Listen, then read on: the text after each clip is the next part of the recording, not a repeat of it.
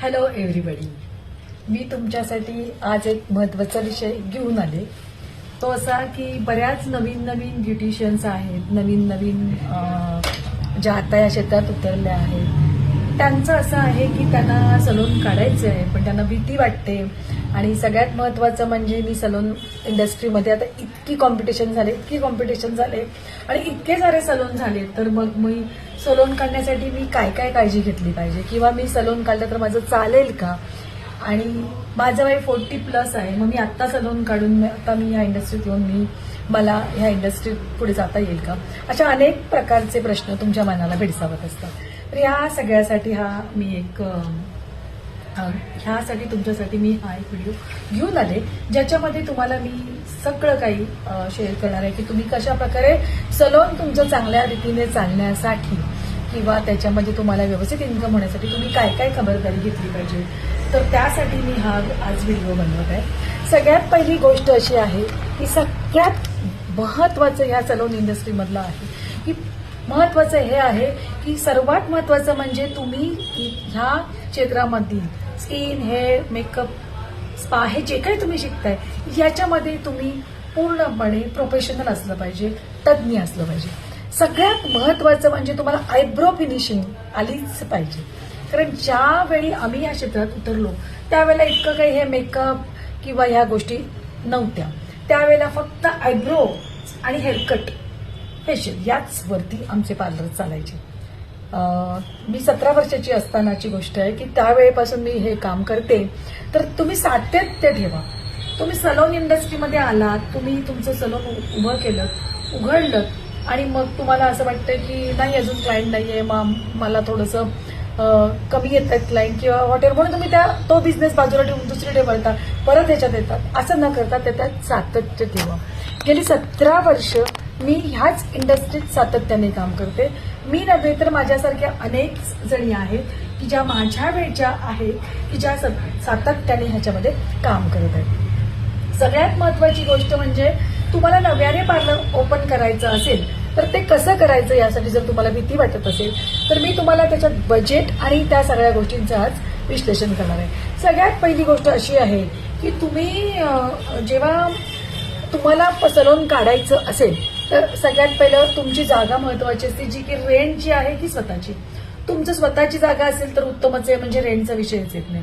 पण तुम्ही नव्याने या क्षेत्रात उतरताय, ना तुमच्याकडे जागा आहे ना तुमच्याकडे पैसे आहेत, तुम्हाला लोन घेऊन सलून उभं करायचंय, तुम्हाला बँकेकडून लोन घ्यायचंय किंवा तर काय करायचं, कशा प्रकारे पैसे उभे करायचे. तुमचे ओन फंड्स नाहीये. जर तुमच्याकडे ओन फंड्स असतील तर उत्तमच आहे, म्हणजे ओन फंड्स असल्यावर तुम्हाला निदान ते लोन फेडण्याचं टेन्शन नसतं. पण तुम्हाला जर लोन घेऊन सलून उभं करायचं आहे, हे बघा, तुमच्याकडे पैसे नसतील तर तुम्ही लोन घेऊन नक्की उभे करू शकता. तर त्यासाठी आपल्याला महिलांसाठी काही लोन आहेत. महिलांसाठी सरकारने बऱ्याच प्रकारचे लोन तुम्ही ऑनलाईन सर्च केले तर तुम्हाला मिळते की जे की सरकारी असतात, गव्हर्नमेंट असतात. याच्यावरचा मी एक स्पेशल व्हिडिओ पुन्हा एकदा बनवेन की तुम्हाला जर लोन घ्यायचं असेल की जे की महिलांसाठी असतं तर त्याच्यासाठी तुम्हाला काय करायचं आहे त्याच्यावरती मी पुन्हा एकदा व्हिडिओ बनवेन. आता आपण ह्या विषयावर बोलतोय की तुम्हाला जर सलून तुमच्याकडे 2 लाख रुपयाची व्यवस्था झाली आणि एवढ्यातच तुम्हाला सलून उभं करायचं तर ते सोपं नाहीये. कारण तुमचं डिपॉझिट, समजा तुम्ही रेंटची जागा घेतली तर तुम्हाला डिपॉझिटमध्ये कदाचित कमीत कमी 50,000 तरी तुम्हाला द्यावेच लागतं. जर तुम्हाला लोन, ज्या वेळेला तुम्हाला हे सलून उभं करायचं असतं तर त्यावेळेला माझं सगळ्यात सांगणं तुम्हाला असं आहे की तुम्ही सुरुवातीला फर्निचरवरती जास्त पैसे खर्च करू नका. तुम्ही उत्तम शिक्षण घेतलं असेल, तुमचे उत्तम आयब्रोज असतील, तुम्हाला उत्तम हेअरकट येत असेल तर तुम्ही 2 आरशे लावून छोटंसं अगदी साधारणपणे सजवलं तरी तुमच्याकडे क्लायंट येणार. ते रिपीट होतात आणि तुमचा बिझनेस वाढतो. कारण तुमचं नाव त्यांना आयब्रो केलेलं आवडलं तर तुमचं नाव ते 1 बाई 10 जणांजवळ पोहोचवते. त्यामुळे माउथ पब्लिसिटीने तुम्हाला क्लायंट येणार. आता हे माउथ पब्लिसिटी वगैरे आमच्या वेळच्या काळात होतं. आता तर सर्व सोशल मीडियावर जो ऍक्टिव्ह आहे त्याच्याकडे बिझनेस असं म्हटलं जातं. परंतु मी तुम्हाला एक सांगू का, तुम्हाला अशा कितीतरी बायका आहेत, अशा कितीतरी लेडीज आहेत की ज्यांना सोशल मीडिया अजून वापरताच येत नाही. मग ते सोशल मीडियावरून तुमच्याकडे येतात का? आता माझ्याकडे येणारे कित्येक क्लायंट असे माउथ पब्लिसिटी अजूनही येतात की ज्यांच्या सोशल मीडियावरून माझ्याकडे बिलकुल बिझनेस नाहीये. आमचे येणारे क्लायंट पूर्णपणे माउथ पब्लिसिटीनेच येतात. तर फक्त सोशल मीडियानेच क्लायंट येतात हे चुकीचं म्हणणं आहे. सोशल मीडिया हा एक माध्यम आहे ज्याच्याने क्लायंट आणखी जास्त येऊ शकतात. पण ज्यांना सोशल मीडियाचं अजिबात ज्ञान नाहीये ते क्लायंट तुमच्याकडे माउथ पब्लिसिटीनेच येतात. तुम्हाला सुरुवातीला फर्निचरवरती खर्च कमी करायचा आहे आणि जेव्हा तुम्ही प्रॉडक्ट खरेदी कराल त्यावेळेला प्रॉडक्ट करताना सुरुवातीला तुम्ही प्रत्येक विषयाचा एक व्हरायटी ठेवा. म्हणजे फेशियल तुम्ही एक बेसिक फेशियल किट भरा, थोडेसे ऍडव्हान्स किट भरा. तुम्ही सगळ्याच ब्रँडचे भरायला जाऊ नका, कारण आताच्या पिढीमधल्या मुलींचं असं आहे. आता माझ्याकडे जेव्हा क्लास करून जातात जेवढं सामान मॅडमकडे आहे तेवढं मला पाहिजे असं त्यांना वाटतं आणि मग त्या सगळं घेतात आणि मग ते धूळ खात बसतात. तर तसं करू नका. माझ्याकडे जेवढं सामान आहे ते सगळं मी हळूहळू हळूहळू हळू घेतलंय. म्हणजे तुम्हाला खोटं वाटेल पण ह्याच इन्कम मधून मी ते घेत मी खूप विचार करून सामान घेते.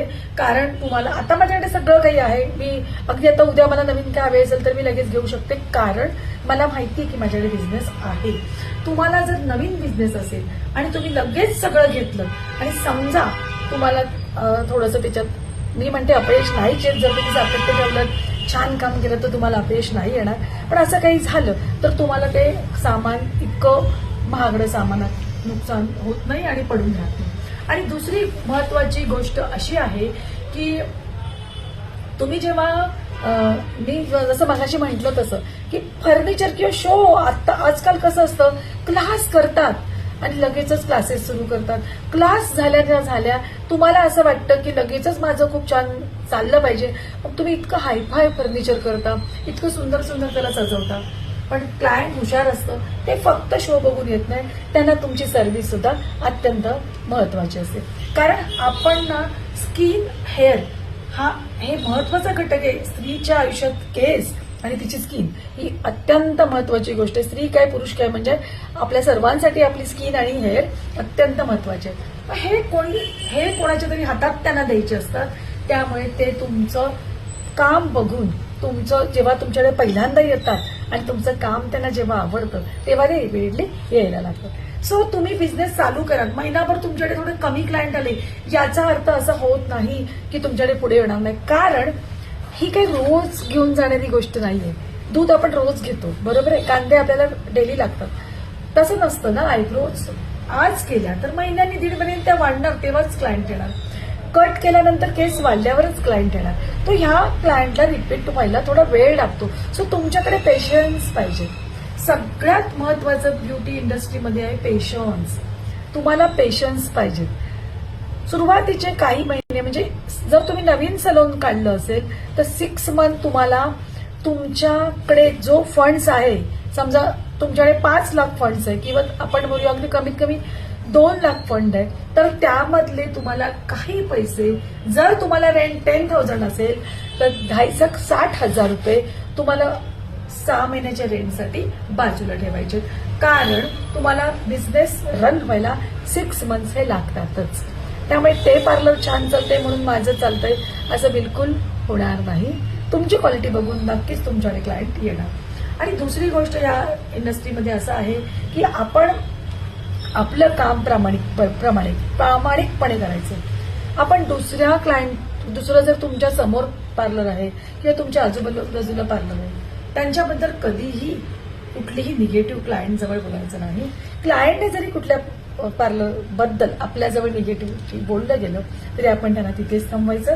कारण हे बघा, प्रत्येकाने आपापलं पार्लर हे कष्टाने उभं केलेलं असतं आणि प्रत्येकाचे कष्ट किंवा प्रत्येकाची सर्व्हिस ही ज्याला जशी आवडेल तसं घेणार. एखाद्याला माझी सर्व्हिस, माझा हेअरकट फार आवडत असेल, माझा आयब्रो फार आवडत असेल, तर कुणाचा तरी कलर आवडत असेल, तर कुणाचं तरी दुसरं काहीतरी आवडत असेल.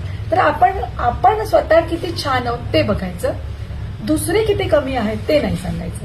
आपल्याला आपल्या इंडस्ट्रीमध्ये हे अत्यंत महत्वाचं आहे, कारण आपण लेडीज बरोबर काम करतो.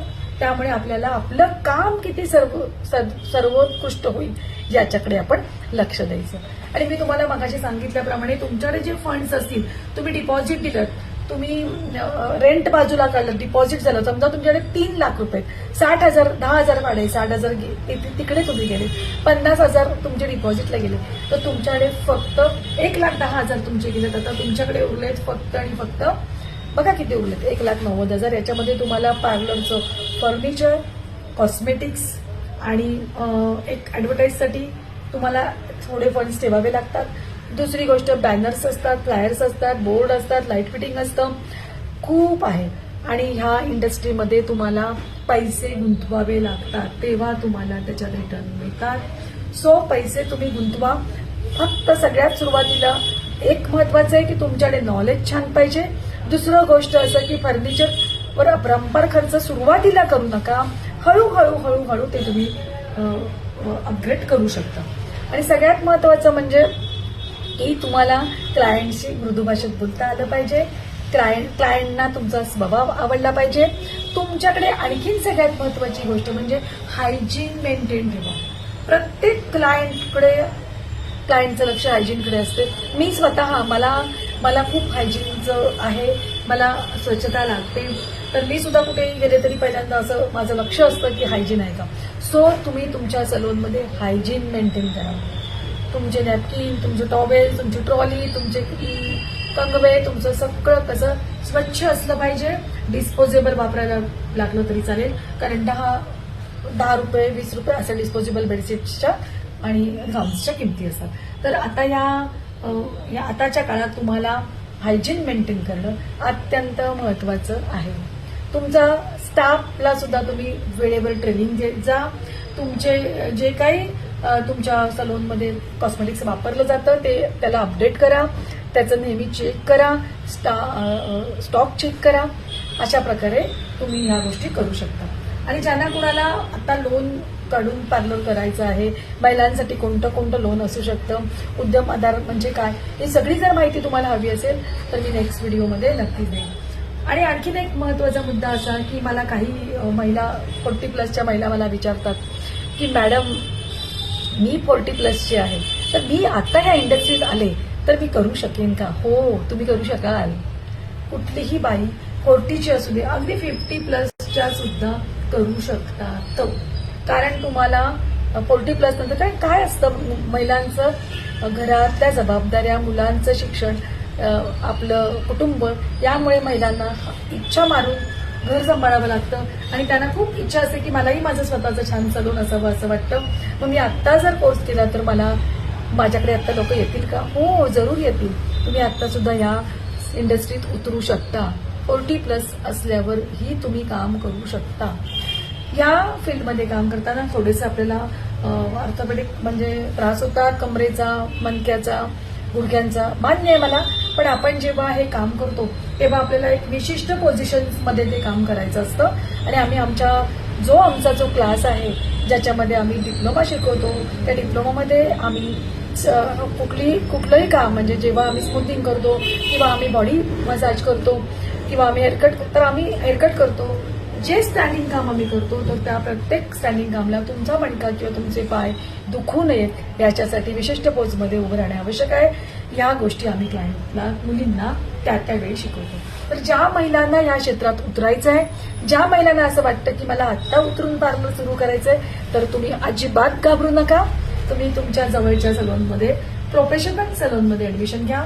कोकोनट सलून तर तुमच्यासाठी आहेच आहे, पण तुम्हाला कोकोनट सलून फार लांब पडत असेल, तुमच्या शहरामध्ये कोणतं जे सलून असेल प्रोफेशनल सलूनमध्ये तुम्ही कोर्स शिकून तुम्ही या क्षेत्रामध्ये नक्की उतरू शकता. इथे कोणत्याही वयाचं बंधन नाही. आणि सगळ्यात महत्वाचे म्हणजे तुमची स्वतःची स्किन, तुमचे हेअर मेंटेन ठेवा. कारण जेव्हा तुमची स्किन छान असेल, तुमचे केस छान दिसतील, तेव्हा तुम्हाला क्लायंट म्हणणार की मॅडम इतक्या वेळ तुमचं किती छान आहे फेस, मला असंच पाहिजे तुमच्यासारखी स्किन आणि तुमच्यासारखे हेअर. सो तुम्ही आता तयारीला लागा आणि नक्कीच तुम्ही हा कोर्स करून या क्षेत्रात पुढे जाऊ शकता, नो डाऊट. सो अजिबात घाबरू नका. फक्त हळूहळू टप्प्याटप्प्याने तुम्ही याच्यामध्ये पैसे इन्व्हेस्टमेंट करा. लगेचच एकदम हायफाय करायला जायचं नाही. थोडे क्लायंट जमवा आणि मग त्या आलेल्या पैशातून तुम्ही तुमच्या गोष्टी वाढवा. धन्यवाद. व्हिडिओ आवडला असेल तर मला कमेंट करा, आणि नक्की मला फॉलो करा. आणि मला तुम्हाला एक सांगणं आहे की आम्ही एक ऑनलाईन एक क्लास घेणार आहोत जो की हेअरस्टाईलचा आहे, जो टोटली फ्री आहे. मला जो फॉलो करून कमेंट करेल, माझी एक रील मी पोस्ट केली आहे ज्याच्यामध्ये मी हेअरस्टाईल फ्री क्लास मेन्शन केलंय, तर त्याच्यामध्ये तुम्ही जाऊन मला येस असं टाईप करा किंवा यालाही टाईप केलं तरी तुम्हाला तो फ्री ऑनलाईन क्लासचे डिटेल्स मिळून जातील. धन्यवाद.